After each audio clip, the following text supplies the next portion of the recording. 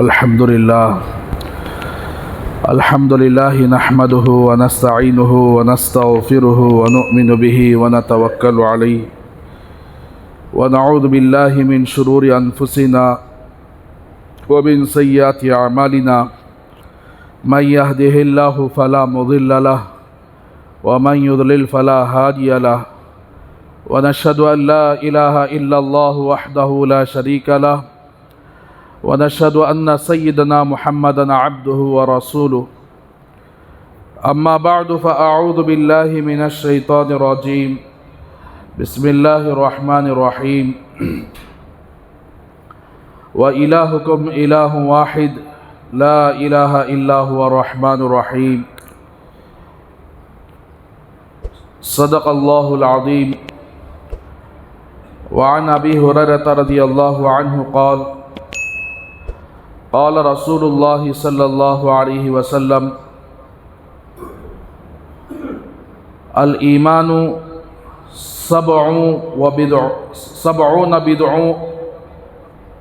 بضعون صعبة أفضلها لا إله إلا الله وأدناها إماتة الأذى عن الطريق الحیاء شعبۃ من الایمان او کما قال صلی اللہ علیہ وسلم اللہم صلی علی سیدنا محمد وعلی آل سیدنا محمد وبارک وسلم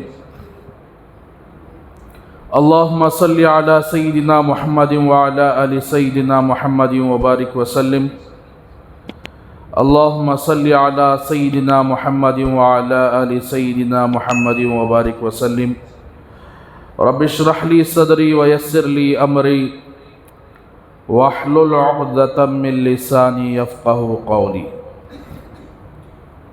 محترم بھائیوں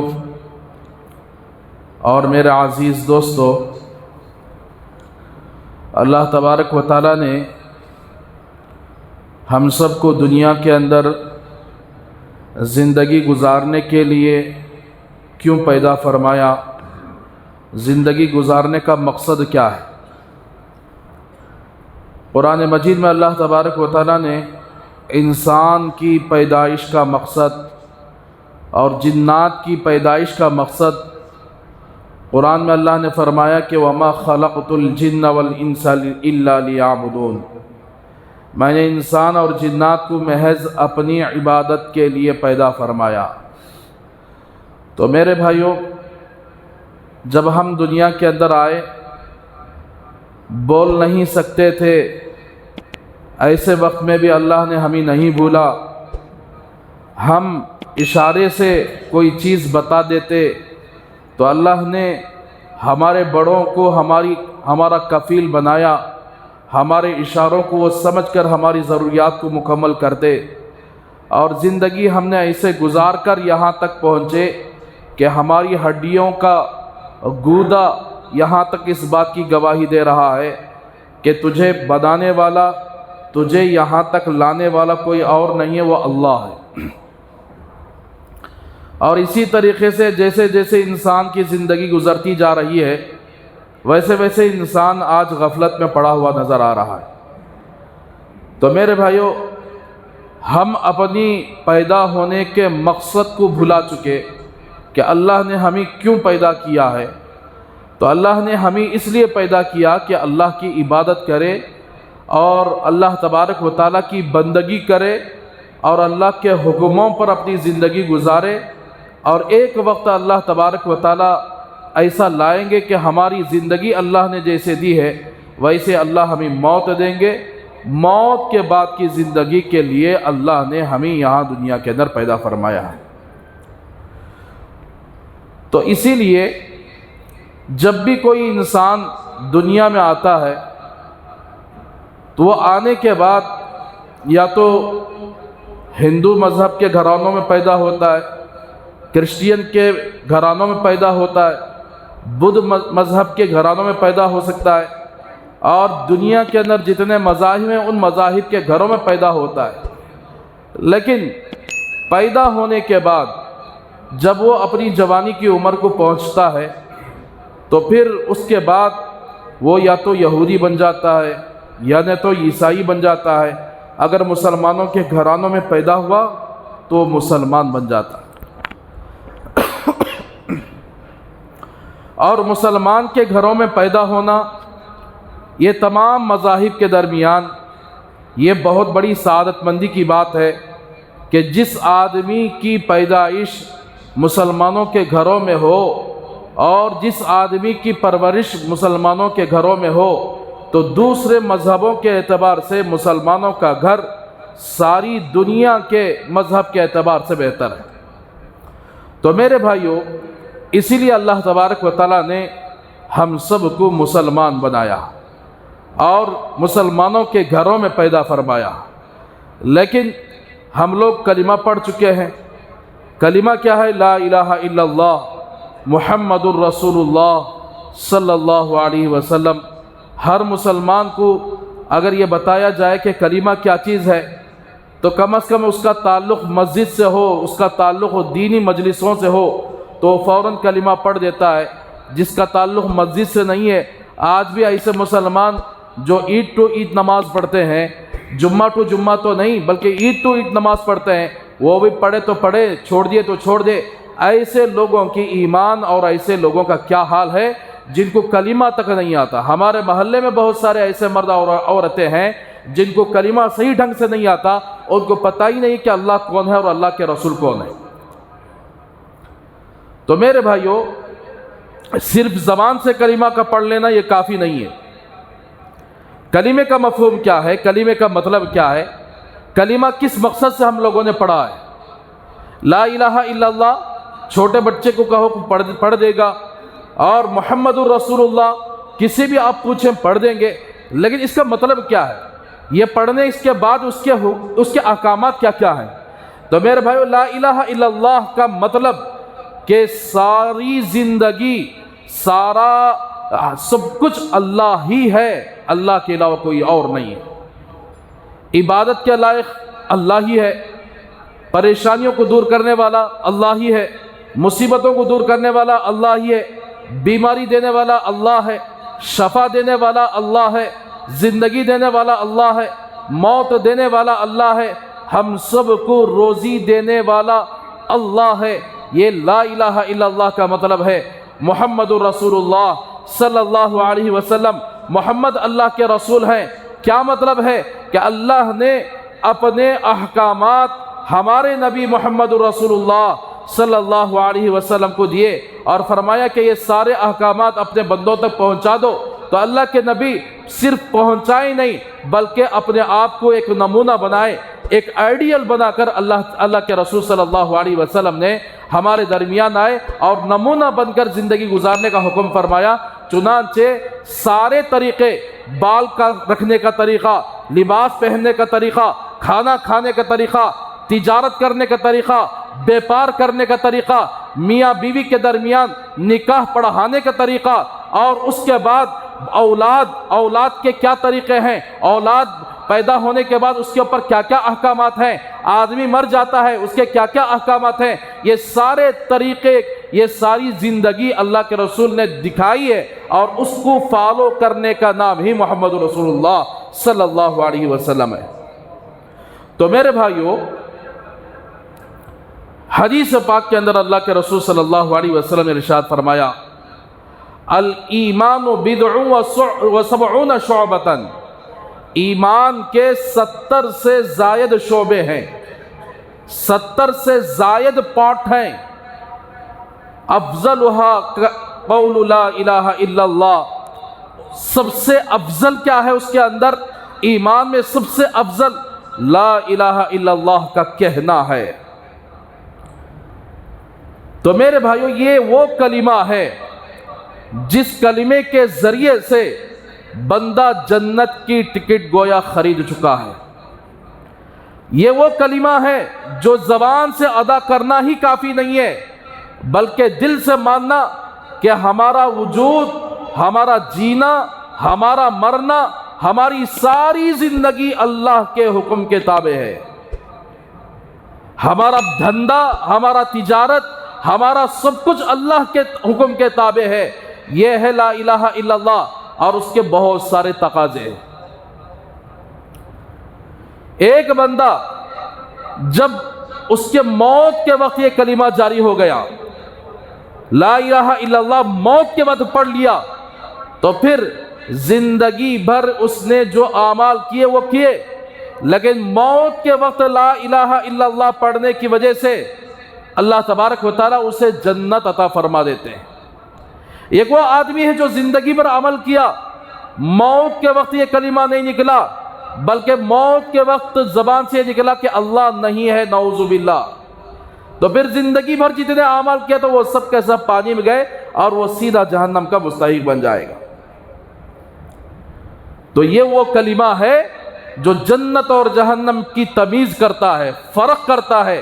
پڑھنے والا، اس کے اوپر زندگی گزارنے والے کے لیے جنت، یہ کلمہ جنت کی ٹکٹ فراہم کرتا ہے، یہ کلمہ جنت پہ پہنچا کر رہتا ہے۔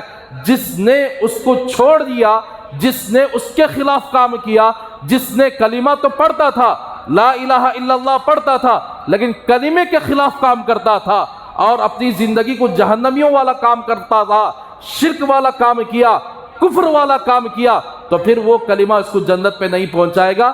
جیسا کہ ایک مثال ہے، کوئی آدمی سگریٹ پینے والا، پان پراگ کھانے والا، گٹکا کھانے والا، وہ سگریٹ کے پیڈ پر دیکھتا ہے، اس کے اندر ایک تصویر ہوتی ہے کہ جس کی وجہ سے وہ دکھاتے ہیں کہ دیکھو یہ سگریٹ پینے کی وجہ سے، یہ گٹکا کھانے کی وجہ سے، یہ پان پراگ کھانے کی وجہ سے تم کو منہ کا کینسر ہو سکتا ہے، سینے کا کینسر ہو سکتا ہے، تم کو یہ طرح طرح کی بیماریاں پیدا ہو سکتی ہیں۔ اور سگریٹ پینے والا روزانہ 10 مرتبہ اس پیڈ کو دیکھتا ہے، پان پراگ کھانے والا روزانہ 10 مرتبہ اس پان پراگ کے پیڈ کو دیکھتا ہے اور دیکھ کر بھی کھاتا رہتا ہے، سگریٹ پیتا رہتا ہے، تو پھر اندازہ لگاؤ کہ یہ آدمی عقل مند ہے کہ یا بیوقوف ہے۔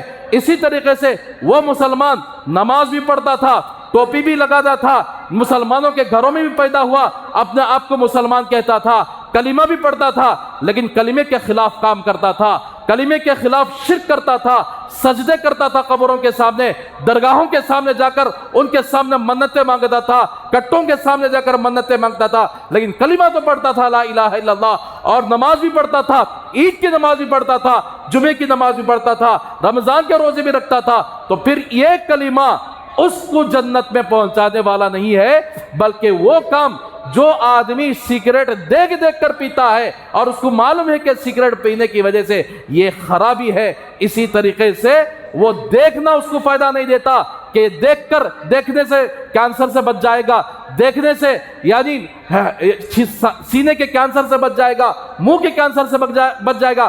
دیکھنا کافی نہیں ہوگا، بلکہ اس مرض سے بچنا ہے، اس بیماری سے بچنا ہے تو سگریٹ کو چھوڑنا پڑے گا۔ اسی طریقے سے لا الہ الا اللہ، اس کے تقاضے پر ہم عمل کریں گے، اس کے اوپر ہم عمل کریں گے۔ لا الہ الا اللہ، اللہ نے جن لوگوں کو عطا فرمایا وہ لوگ اس کے اوپر عمل کر کے شرک نہیں کریں گے، کفر نہیں کریں گے، اس کلمے کے خلاف کام نہیں کریں گے، پھر یہی کلمہ ان کو جنت میں لے جا کر پہنچا دے گا۔ اسی لیے گزشتہ 4-5 دن پہلے حضرت مولانا ارشد مدنی صاحب دامت برکاتہم، جو پوری دنیا کی میڈیا کے سامنے حضرت نے اسی کلمے کے تحت فرمایا کہ دیکھو کچھ لوگ کہتے ہیں کہ مسلمان وہ گھر واپس ہو جائیں۔ گھر واپس کا مطلب یہ ہے ہم مسلمان پہلے مسلمان نہیں تھے، بلکہ ہم کافر تھے، ہندو تھے، اور ہم فلاں ہندو مذہب سے تعلق رکھتے تھے، تم کنورٹر مسلمان ہو، تم آگے جا کر مسلمان ہو، تو لہٰذا تم کو گھر واپس آ جانا چاہیے، یعنی دوبارہ ہندو بن جانا چاہیے۔ اور کچھ لوگوں نے یہ بھی کہا کہ تم اپنے پوروجوں کی طرف، اپنے بزرگ، اپنے پچھلے کے لوگوں کی طرف آ جانا چاہیے، ان کے مذہب کو اختیار کر لینا چاہیے۔ حضرت نے میڈیا کے سامنے یہی فرمایا کہ ہمارا یہ یقین ہے، ہمارا یہ عقیدہ ہے کہ اللہ تبارک و تعالیٰ نے سب سے پہلے انسان جس کو اللہ نے بنایا ہے وہ کون ہے؟ وہ ہمارا عقیدہ ہے، ہمارے قرآن کے اندر اللہ تبارک و تعالیٰ نے یہ فرمایا کہ سب سے پہلے اللہ نے حضرت آدم علیہ السلام کو بطور انسان کے بنایا، اور حوا علیہ السلام کو ان کی ذات سے پیدا فرمایا، ان دونوں کو اللہ نے آسمان سے اتارا تو حضرت آدم علیہ السلام کہاں اترے تھے؟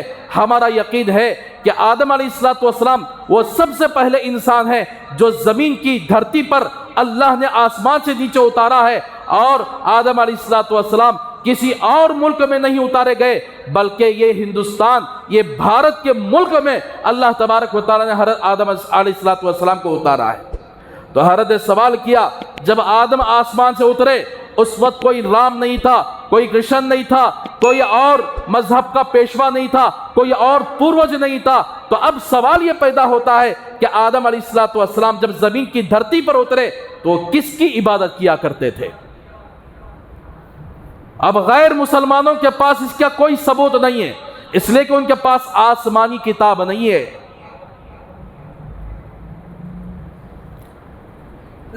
تو حضرت نے فرمایا کہ آدم علیہ السلام کو ہماری زبان میں آدم کہتے ہیں، تمہاری زبان میں منو کہتے ہیں۔ اللہ جو ہماری زبان میں اللہ ہے، تمہاری زبان میں اوم ہے۔ تو آدم علیہ السلام جب زمین پر دھرتی پر اترے کوئی نہیں تھا، کوئی رام نہیں، کوئی کرشن نہیں، کوئی بڑے سے بڑا راون بھی نہیں، کوئی گیتا بھی نہیں، کوئی بھی نہیں، اکیلے تنہا انسان کو اللہ نے زمین پر اتارا۔ تو سوال یہ پیدا ہوتا ہے کہ وہ کس کی عبادت کیا کرتے تھے؟ تو حضرت آدم علیہ السلام، ظاہر سی بات ہے جس پروردگار نے ان کو پیدا کیا ہے، جس پروردگار نے ان کو آسمان سے نیچے اتارا ہے، اسی کی عبادت کرتے تھے۔ تم اسی کو ہم اللہ کہتے ہیں، تم اوم کہتے ہو۔ اب حضرت نے اس بینچ پر بیٹھ کر پوری دنیا کے لوگوں کو دعوت دے دی، پوری دنیا کے لوگوں کو توحید پیش کر دیا کہ ہمارے پوروج رام نہیں ہے، ہمارے پوروج تو حضرت آدم ہے۔ وہ بھی کہاں اترے ہیں؟ اللہ چاہتا تو امریکہ میں اتارتا تھا، انگلینڈ میں اتارتا تھا، سب ملکوں کو چھوڑ کر اللہ نے ہندوستان کو اتارا، تو ہندوستان کی قدر اللہ کی نگاہ میں کتنی ہوگی؟ اب ہم گھر واپس کیسے جائیں گے؟ ہمارا گھر تو ہندوستانی ہے، جو ہمارے باپ پہلے یہاں پر اترے، یہ ہمارے باپ کا گھر ہے، ہمارے پوروج کوئی اور نہیں ہے، ہمارے پوروج تو حضرت آدم علیہ السلام۔ تو اسی لیے وہ حضرت آدم علیہ السلام جب زمین پر اترے تو کیا لے کر آئے تھے؟ یہی لا الہ الا اللہ لے کر آئے تھے کہ ایک اللہ کی عبادت کرو، ایک اوم کی عبادت کرو، اسی کے سامنے سجدہ کرو، اسی کے احکامات پر چلو۔ تو حضرت آدم علیہ السلام سے لے کر حضرت محمد رسول اللہ صلی اللہ علیہ وسلم تک پورے نبیوں کا مجموعی دعوت، مجموعی دین یہی لا الہ الا اللہ تھا۔ تو اسی لا الہ الا اللہ کی وجہ سے آدمی جب پڑھ لیتا ہے تو پڑھنے کے بعد اس کے کچھ تقاضے سامنے آتے ہیں، اس کے کچھ احکامات سامنے آتے ہیں۔ صرف پڑھنا کافی نہیں ہے، طوطے کو آپ رٹائیں کہ لا الہ الا اللہ تو وہ رٹ کر بول دے گا کہ لا الہ الا اللہ، لیکن طوطے کی طرح رٹنے کا نام لا الہ الا اللہ نہیں ہے۔ اس کے تقاضے ہیں۔ کیا تقاضے ہیں اس کے؟ کہ آدمی دنیا کے اندر رہتے ہوئے رب جس طریقے سے چاہتے ہیں، اللہ جس طریقے سے چاہتے ہیں، زندگی ویسا گزار کر دنیا سے چلے جائے، اس کا تقاضا لا الہ الا اللہ۔ یہ وہ کلمہ ہے جو آدمی کی زندگی کو بدل دیتا ہے۔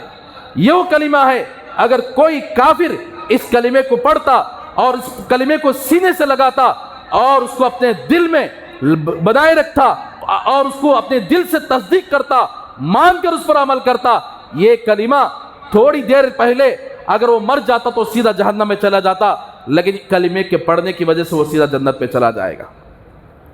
ہزاروں واقعات ہمارے سامنے ملتے ہیں۔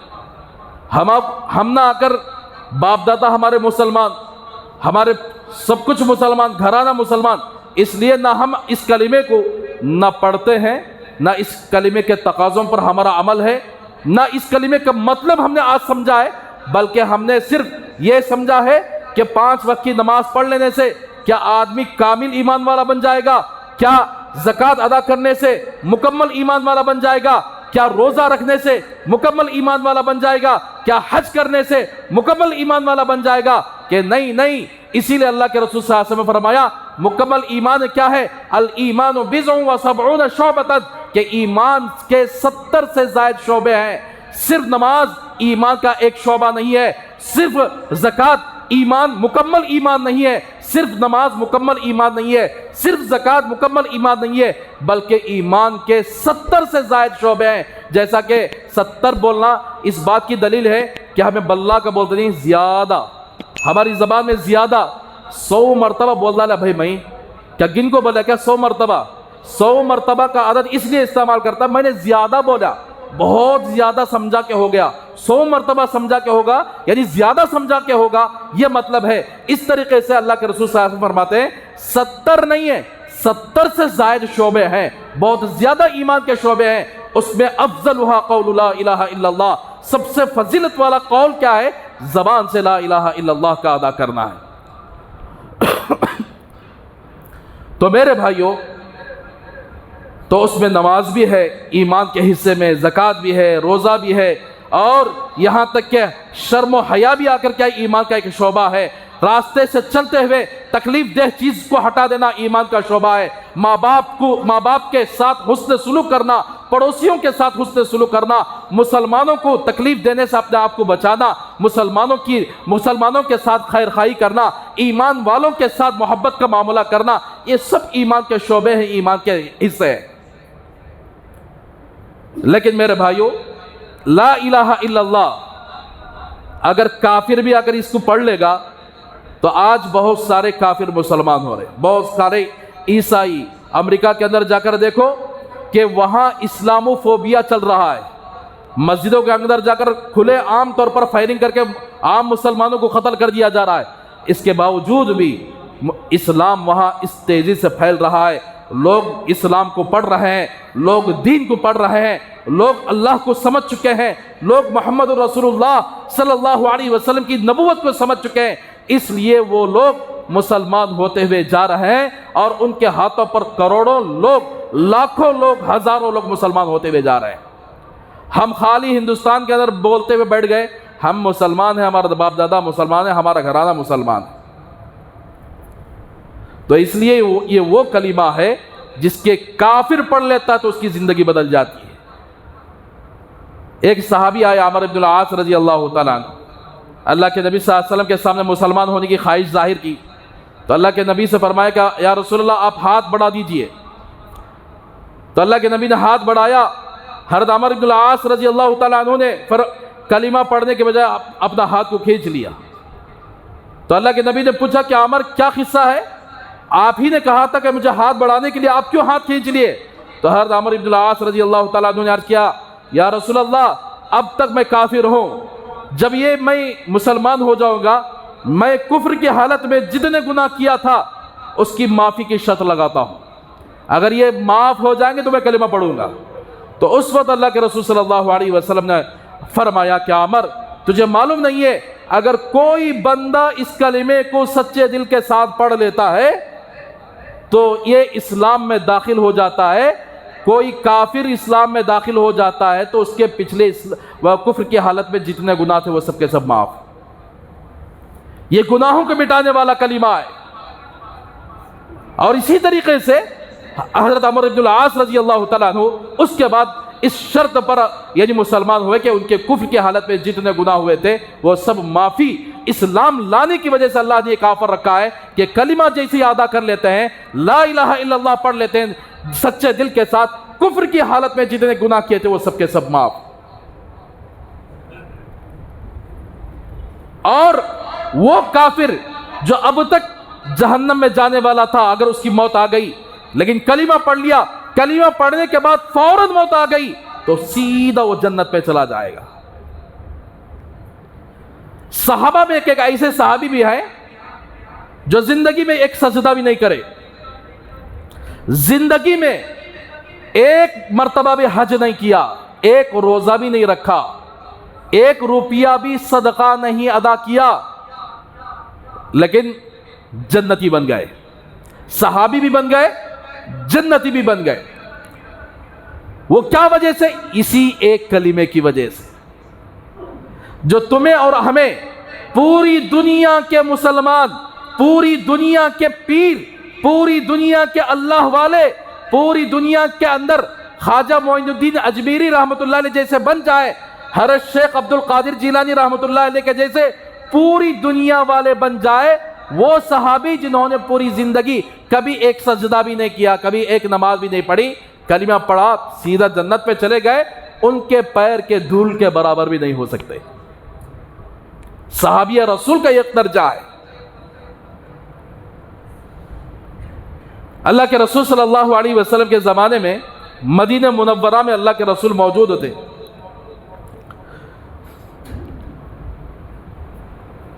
تو مدینہ کے اندر بہت سارے یہودی تھے جو اللہ کے نبی کو پریشان کرتے تھے۔ اللہ کے نبی نے مدینہ سے باہر کر دیا، چلے جاؤ یہاں سے۔ مدینہ کے باہر ایک علاقہ تھا جسے خیبر کہتے، وہاں جا کر یہ لوگ زندگی گزارنے لگے، وہاں جا کر بھی خاموش نہیں رہے، اللہ کے نبی کو تکلیف دیتے رہے، اور اتنی تکلیف دیے یہاں تک کہ اللہ نے حکم جاری فرما دیا کہ اب پیغمبر آپ بیٹھنا نہیں ہے، اب ان پر حملہ کر کے ان کو وہاں سے اکھاڑ کر پھینک دو۔ تو اللہ کے نبی صلی اللہ علیہ وسلم صحابہ کی جماعت لے کر خیبر کو فتح کرنے کے لیے، اس خیبر کو یہودیوں کو ختم کرنے کے لیے جا کر اس خیبر کا محاصرہ کر لیا، باؤنڈری ڈال دیے، اب جنگ شروع ہونے والی ہے۔ خیبر کے باہر صحابہ خیمے لگائے خیام کرنے کے لیے، جیسے جھونپڑی کی جیسا ہوتا ہے، تو اللہ کے نبی کا خیمہ بھی لگایا۔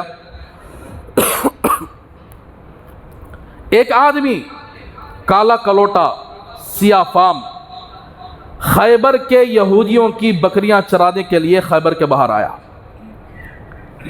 بکریاں لے کر جب باہر آیا تو کیا دیکھتا ہے کہ صحابہ جنگ کے لیے تیار ہیں، تلواریں موجود ہیں، تو اس کے دل کے اندر یہ بات آئی کہ دیکھیں بھائی کیا ہو رہا ہے یہاں، کیا واسطے یہ لوگ خیبر کو گھیرے ہوئے ہیں، کیا واسطے یہ لوگ حملہ کرنا چاہ رہے ہیں۔ یہ معلوم کرنے کے لیے بکریوں کو لے کر صحابہ کی جماعت کے پاس آیا۔ اب صحابہ دیکھیں یہ کوئی لڑنے والا آدمی نہیں ہے، یہ تو چرواہ ہے، بکریاں چرانے والا، کالا کلوٹا آدمی۔ تو اس نے صحابہ سے پوچھا کہ تمہارے سردار کہاں ہیں، تمہارے بادشاہ کہاں ہیں، میں تمہارے بادشاہ سے بات کرنا چاہتا ہوں۔ تو صحابہ نے فرمایا کہ وہ دیکھو خیمہ جو نظر آ رہا ہے نا، اس کے اندر ہمارے آقا رسول اللہ صلی اللہ علیہ وسلم موجود ہیں، وہاں ہمارے بادشاہ موجود ہیں، بات کرنا چاہو تو بات کرو۔ اب اس کے دل و دماغ کے اندر یہ باتیں کہ بڑے بڑے بادشاہ کو ملنے کے لیے جانا ہوتا ہے تو پھر ریکمنڈیشنوں کی ضرورت پڑتی ہے، پتہ نہیں کتنے لوگوں کو آ کر عرضی دینا پڑے گا، وہاں تک پہنچتے پہنچتے کتنے دن لگ جائیں گے۔ اب یہ کیسا عجیب بادشاہ ہے کہ آسانی کے ساتھ یہ بتانے کہ فلاں خیمے کے اندر ہمارا بادشاہ ہے، جا کر ملاقات کرنا چاہو تو ملاقات کر لو، بات کرنا چاہو تو بات کر لو۔ وہ دل ہی دل میں چلتا گیا، اور جیسے ہی قریب پہنچا صحابہ سے پوچھا کہ یہاں آپ کے سردار کا خیمہ کہاں ہے؟ تو صحابہ نے بتایا کہ یہ خیمہ ہے۔ جب خیمے کے اندر داخل ہوا، اللہ کے نبی کے چہرے انور پر اس کی نظر پڑی تو اس کی دل کی دنیا بدلنے لگی۔ دیکھتا کیا ہے کہ بادشاہ جہاں کہیں جاتا ہے تو اس کے حفاظت کرنے کے لیے باڈی گارڈ بہت سارے موجود ہوتے ہیں، فوجی ہوتے ہیں، اس کے خیمے کے اطراف پولیسوں کو لگا دیا جاتا ہے حفاظت کے لیے، اور سیکیورٹی کو لگا دیا جاتا ہے۔ آج بھی کوئی سے چھوٹا سا چھوٹا ایم ایل اے کیوں نہ ہو، ایم پی کیوں نہ ہو، سی ایم کیوں نہ ہو، اگر وہ باہر نکلنا چاہتا ہے تو اس کے سامنے پیچھے کئی سیکیورٹی گارڈ ہوتے ہیں اس کی حفاظت کرنے کے لیے۔ اور وہ زمانے کے اندر بھی بادشاہ کہیں نکلتا ہے سیکیورٹی گارڈ کے ساتھ نکلتا ہے۔ تو جب اللہ کے نبی کے چہرے انور پر اس کی نظر پڑی، کوئی سیکیورٹی گارڈ نہیں ہے، کوئی حفاظت کرنے والا نہیں ہے، تو وہ بڑا تعجب ہوا کہ یہ کیسا بادشاہ ہے کہ جس کے حفاظت کرنے کے لیے کوئی سیکیورٹی نہیں ہے اور ہر عام آدمی اس سے مل سکتا ہے۔ یہ بڑا عجیب بادشاہ ہے۔ اللہ کے نبی سامنے آیا، اللہ کے نبی نے بیٹھو، کیا مقصد سے آئے ہو؟ تو اس نے کہا میں خیبر سے آیا ہوں۔ جس خیبر پر حملہ کرنے والے ہیں، اگر تمہیں ہمیں ہوتے تو کیا کرتے کہ یہ ہمارا دشمن کے گاؤں سے آیا ہوا ہے، گردن اڑا دو اس کی۔ تو اللہ کے نبی نے پوچھا کیا مقصد لے کر آئے ہو؟ تو اس نے کہا کہ آپ کون ہیں؟ کئی کو ہم خیبر پر حملہ کرنے کے ارادے سے آئے، آپ کا ارادہ کیا ہے، آپ کا مقصد کیا ہے؟ تو اللہ کے رسول صلی اللہ علیہ وسلم نے ارشاد فرمایا ہمارا مقصد یہ ہے کہ یہ زمین اللہ کی بنائی ہوئی ہے، میں مفہوم بول رہا ہوں، ہو بہو الفاظ نہیں ہے، یہ زمین اللہ کی بنائی ہوئی ہے، اور اللہ تبارک و تعالیٰ نے ایک اللہ وہ ہے جس کی عبادت کی جائے، وہی اللہ عبادت کے لائق ہے، اسی دعوت کو لے کر آئے ہیں، میں اس اللہ کا پیغمبر ہوں، میں رسول ہوں، اللہ نے مجھے رسول بنا کر بھیجا ہے اور اللہ نے مجھے آئیڈیل بنا کر بھیجا ہے، بس یہ بات مان لو، یہ مقصد کے خاطر ہم آئے ہیں، جو نہیں مانے گا تو ہم اس سے لڑیں گے، جنگ کریں گے۔ تو اس نے کہا اگر میں یہ مان لوں، ایک اللہ کی عبادت کر لوں، آپ کو رسول مان لوں، مجھے کیا ملے گا؟ تو اللہ کے رسول صلی اللہ علیہ وسلم نے فرمایا کہ جب تو ایک کلمہ پڑھ لیتا ہے تو ہم تجھے سینے سے لگائیں گے، تجھے مسلمانوں کا حق دیں گے، اور جو کلمہ پڑھ کے مسلمان ہو جاتا ہے وہ مسلمانوں میں برابر ہے، اونچ نیچ نہیں ہو سکتا، کوئی بڑا کوئی چھوٹا مسلمانوں میں نہیں، جو کلمہ پڑھ کر مسلمان ہو جاتا ہے ہم اس کو مسلمانوں کے سارے حقوق دیتے ہیں، سارے حق دیتے ہیں۔ اب اس کے دل کے اندر یہ بات آئی کہ میں کالا کلوٹا، میرے جسم کے اندر بدبو آ رہی ہے، واقعتاً آپ مجھے سینے سے لگائیں گے؟ ہاں، تو یہ کلمہ پڑھ کر مسلمان ہو جائے تو ہم تجھے سینے سے لگائیں گے۔ آپ دیکھ رہے ہیں میں کتنا کالا ہوں، آپ دیکھ رہے ہیں کہ میرے جسم کے اندر کتنی بدبو آ رہی ہے، آپ مجھے سینے سے لگائیں گے؟ تو اللہ کے نبی نے فرمایا ہاں ہم آپ کو سینے سے لگائیں گے، ہم جو مسلمان کلمہ پڑھ کر مسلمان اسلام میں داخل ہو چکے ہیں وہ حق تمہیں بھی دیں گے۔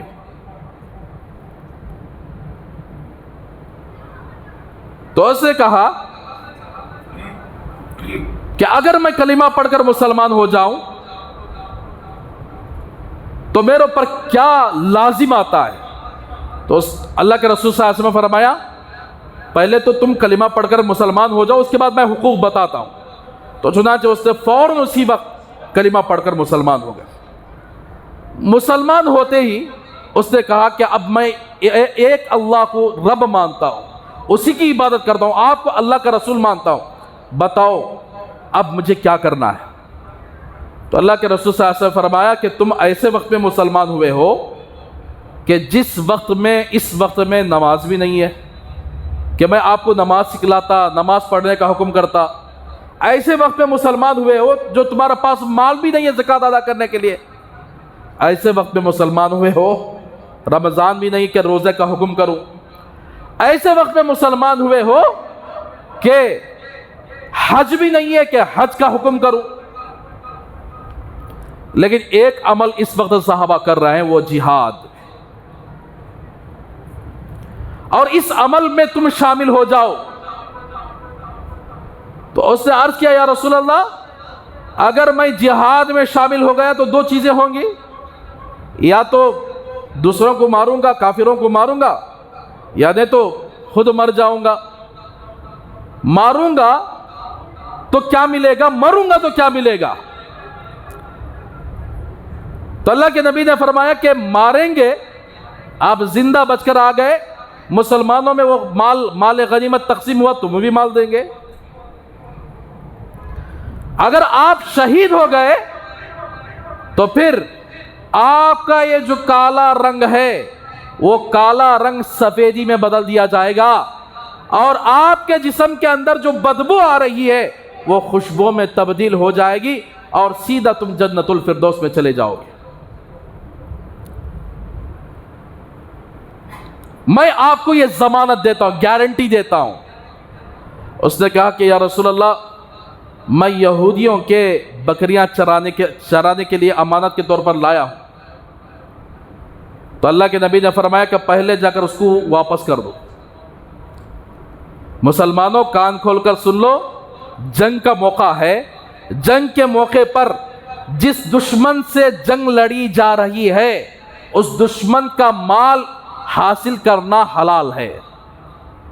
یہاں بکریاں سامنے کھڑی ہوئی ہیں اور اللہ کے نبی چاہتے تو بھائی قبضہ کر لو، اسے رکھ لو، یہ دشمن کا مال ہے، بول سکتے تھے، لیکن امانت کے طور پر اس نے لایا ہوا تھا، یہ کالا فام کا آدمی. تو اللہ کے نبی نے فرمایا کہ جب امانت کے طور پر لائے جو امانت واپس کرو. جنگ کے موقع پر بھی دشمن کی امانت واپس کرنے کا حکم دے رہے ہیں. آج ہمیں کتنی امانتیں ضائع کر رہے ہیں، کتنے لوگوں کے مال کھا لیے، کتنے لوگوں کو ٹوپیاں پہنا ڈالے، بیپار کرتے کرتے کسٹمروں کو کتنا ڈبائے، کتنے لوگوں کو جھوٹ بول کر پیسہ حاصل کرے، کتنے لوگوں کی جائیدادیں ناحق قبضہ کرنے کی کوشش کر رہے ہیں، کتنے لوگوں کی وراثت میں ہاتھ ڈال کر وراثت کا مال خود دبا لے رہے ہیں، بہنوں کا حق مار کر کھا رہے ہیں، بیٹیوں کا حق دبا رہے ہیں، بیٹوں کو عطا کر رہے ہیں، بیٹیوں کو چھوڑ دے رہے ہیں. کتنے لوگ ایسے ہیں جو رشتہ داروں کی زمین میں کورٹ میں فیصلہ ڈال کر زمین ہڑپ کرنے کی کوشش کر رہے ہیں. تو کیا یہ مسلمان ہوئے؟ جب یہ کلمہ پڑھ چکا ہے تو اللہ کے نبی کہہ رہے ہیں کہ اب یہ تو امانت کے طور پر یہ بکریاں لایا ہوا ہے، اب کلمے کا تقاضا یہ ہے کہ اس امانت کو واپس کر دی جائے. یہ کلمہ کا تقاضا ہے. صرف مسجد کے اندر مسلمان، صرف عیدگاہ کے اندر مسلمان، رمضان میں مسلمان، ٹوپی لگایا مسلمان، اجتماع میں گیا مسلمان اور جماعت میں گیا مسلمان، صرف یہاں تک ہم مسلمان بنے ہوئے رہے، کاروبار میں دھوکہ باز بنے، گھر میں دھوکے باز بنے، گھر میں کافروں کا طریقہ، کاروبار میں یہودیوں کا طریقہ، دھوکہ دینا ہماری زندگی کا عام حصہ. ہم ایمان کے خلاف، کلمے کے خلاف، اسی لیے نماز پڑھ رہے ہیں، کوئی فائدہ نہیں ہو رہا ہے، ہاتھ اٹھا کر دعا کر رہے ہیں، دشمن حملے پر حملے کر رہا ہے لیکن کوئی فائدہ نہیں ہو رہا ہے. اور ہم کتنے مرتبہ اللہ کے سامنے گڑ گڑا کر مانگ رہے ہیں، اس لیے کہ ہم صرف مسجد کے حد تک مسلمان رہے، جمعے کے حد تک مسلمان رہے، عید کے حد تک مسلمان رہے، رمضان کے حد تک مسلمان رہے. جب یہ ساری چیزیں مسجد سے جیسے ہی باہر مسلمان چلا جاتا ہے، سب سے پہلے پینٹ نیچے کراتا، سب سے پہلے. یہ کافروں کی علامت، یہ غیر مسلموں کی علامت، یہ نبی کی علامت نہیں ہے. نبی کا طریقہ یہ ہے کہ پینٹ، اپنا پیجامہ، اپنی لنگی تخنوں سے اوپر رکھا کرتے تھے، چاہے مسجد کے اندر داخل ہو، چاہے مسجد کے باہر چلے جائے. آج ہمیں کیا کریں، مسجد کے اندر آتے ہی مسلمان پینٹ کو اوپر کر لیے، مسجد کے اندر آتی ٹوپی لگا لیے، مسجد کے باہر چلے جاتی ٹوپی نکال. اب تو ایسا ہو گیا مسجد کے اندر وہ پلاسٹک کی ٹوپیاں، اسے خرید کر رکھنا بھی ثواب سمجھ رہے ہیں. ٹوپی کی اتنی بے حرمتی ہم مسلمان کر رہے ہیں. اچھی ٹی شرٹ پہنا، 1000 روپے ٹی شرٹ، 1500 2000، پینٹ 4000 کی خرید کر پہن رہا ہے، اندر کی بنیان، اندر کے انڈر وائر سب کچھ اگر قیمت سے قیمت لگا کر رہا ہے. مسجد کو آیا بولا تو اتنا بے پرواہ مسلمان.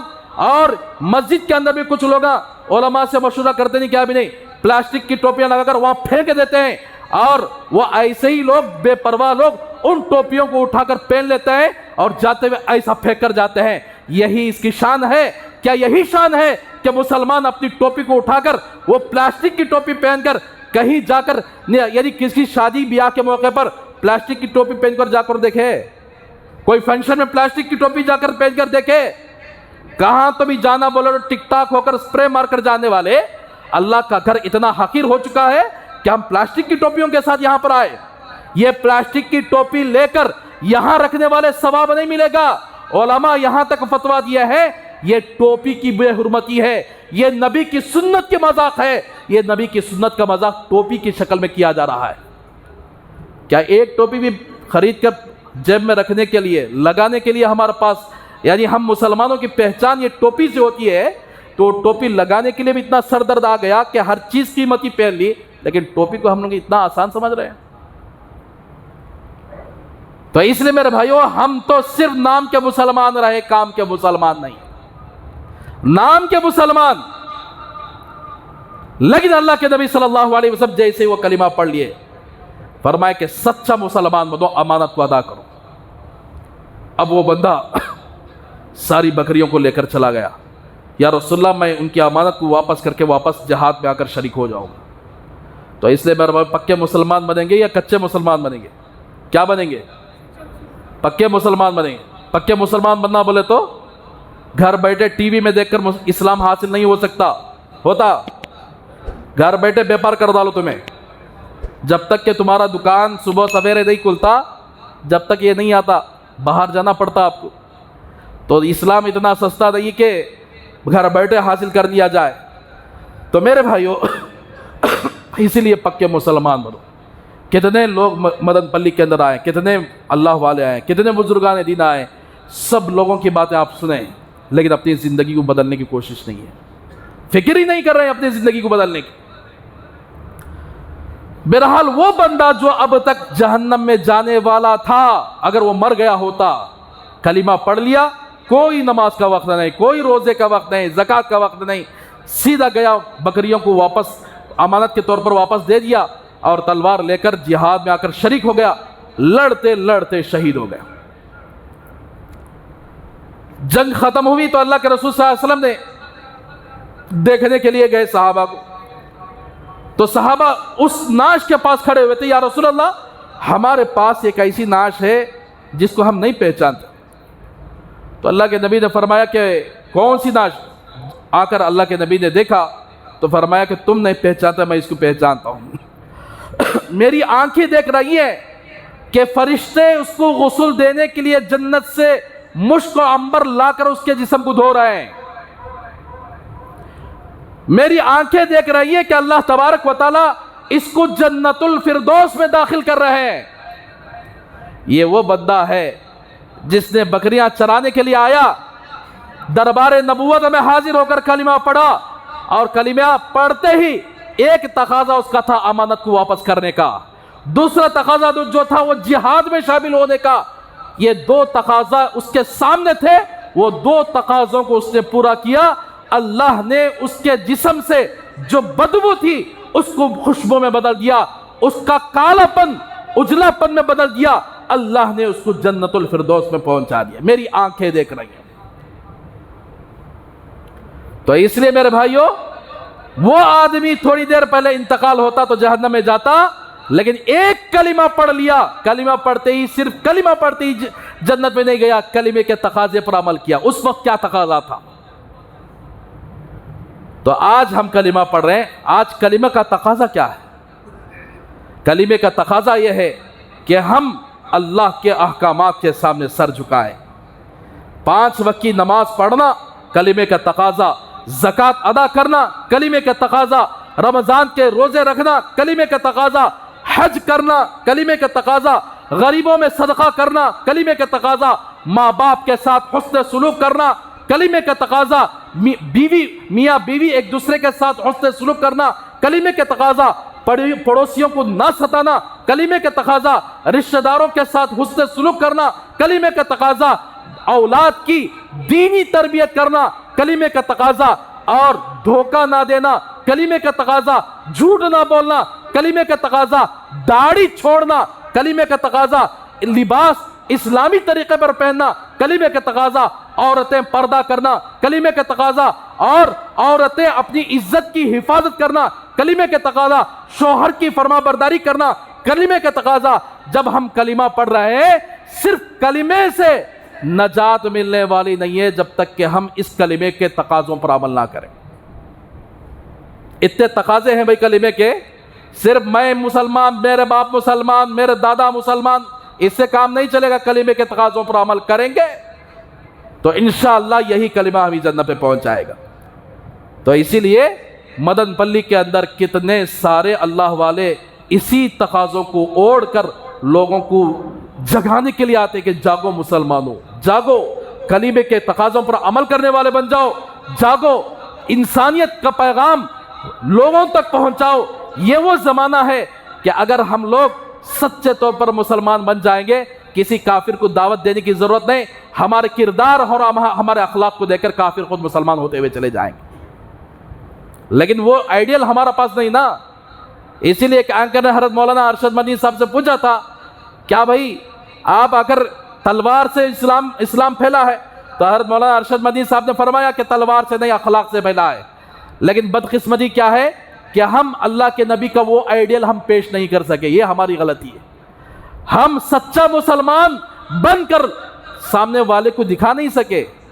ہم لٹیرے بنے, مسلمان کا نام لگا کر لوٹ ماری ہم زیادہ کریں, اسی لیے کافر بھی مسلمان کے نام سے سن کر دہشت محسوس کرتا ہے کہ مسلمان تو لٹیرے ہیں, دھوکے باز ہیں. تو بہرحال میرے بھائیوں, اسی لیے یعنی علماء کا مدن پلی کے اندر آنا, اجتماعات کا ہونا. اجتماع تو آج کل لوگوں کے ذہن میں کیا بولے تو بھیڑ ہوتی ہے, فوٹواں لیے جا, ہاں مدن پلی کا اجتماع بھائی دیکھو کتنا, دیکھو ویڈیو ایسا اچھا تھا, دیکھو سما دیکھو, ہونا تو خالی ایسا موبائل میں گھومتا رہتا, پورے فیس بک میں, پورے واٹس ایپ میں, پورے کیا اجتماع اس کے واسطے رکھتے سو. وہاں ہر آدمی یہ کوشش کرتا ہے کہ اپنا پیسہ لگ جائے, وہاں ہر آدمی کوشش کرتا ہے کہ میری نجات ہو جائے. وہاں جا کر وہاں اللہ والے بولتے سے بتا, وہ بیانہ کرتے رہتے وہ مولوی صاحبہ کو, وہ کون کی, وہ ہمیں یہاں پہ نہ دکانہ کہیں دیکھو پہلے کہاں دکانہ ہی, وہاں جا کر شاپنگ پہلے کریں گے. اجتماع کے ٹیمپو دکان والے بھی بڑے ہوشیار, کہاں بھی جاتے ہیں اجتماع کے ٹیمپو آتی. وجہ کیا بولے تو خوب بیپار ہوتا. اب اجتماع کا رکھنے کا مقصد کیا ہے, لوگ کلمے کے تقاضے کو اوڑے. یہ جو میں آپ کے سامنے, یہ اجتماع کا نچوڑ ہے, ہم سب سچے مسلمان بن جائیں, کلمے کے تقاضوں کو پورا کر کے اپنی زندگی میں دین کیسے لائے. اجتماع بھی وہی مقصد سے رکھا جاتا ہے. اللہ والے یہاں آتے ہیں اسی مقصد کے خاطر آتے ہیں. جتنے بھی دینی پروگرام ہوتے ہیں یہی مقصد کے لیے رکھتے ہیں, لیکن ہمیں کیا کریں, اسے ایک ماڈل اور ایک فیشن بنا لیے. خوب بھیڑ ہوتی ہے, چلو وہاں جا کر شربت پئیں گے, وہاں جا کر چائے پئیں گے, وہاں جا کر یہ کریں گے. خالی تقریباً 75% بھیڑ آ کر اسی مشغلے میں رہتی. وہاں بیٹھ کر انہوں کیا بولتے ہیں, کیا سمجھاتے ہیں, کم از کم 10-15 منٹ بیٹھ کر سنتے ہی کیا بولا تھا, نہیں خالی نماز پڑھ لو. بعض لوگ تو دعوے میں شریک ہو گئے تو تم سب جنت میں چلے جاتے ہیں.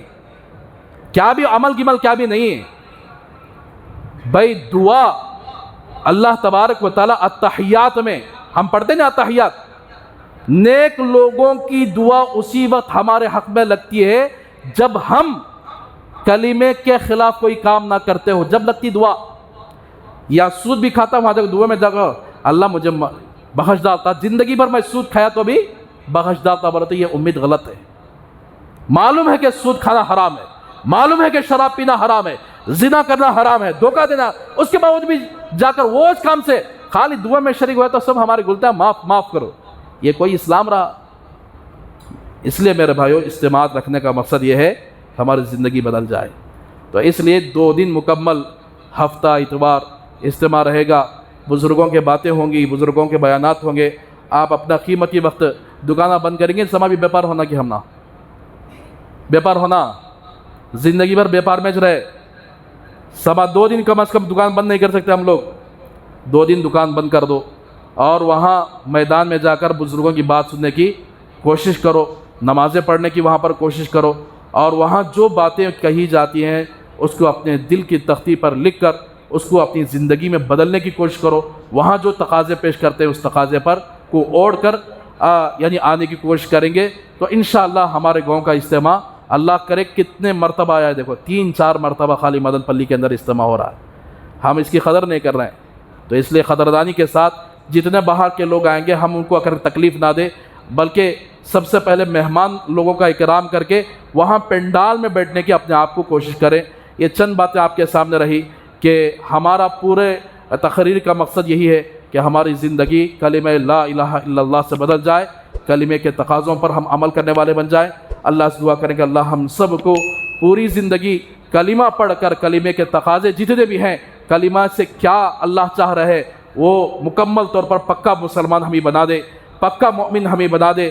ہم سب کو اللہ تبارک و تعالیٰ دوسروں کے لیے, غیروں کے لیے اللہ ہمیں ایک آئیڈیل بنا دے. اللہ ہم سب کی زندگی کو کامیاب فرما دے. اللہ ہم سب کو جنت میں جانے والا راستہ عطا فرما دے. جہنم کے پورے راستے سے اللہ ہم سب کی حفاظت عطا فرمائے. آمین. وآخر الدعوانا الحمدللہ رب العالمین.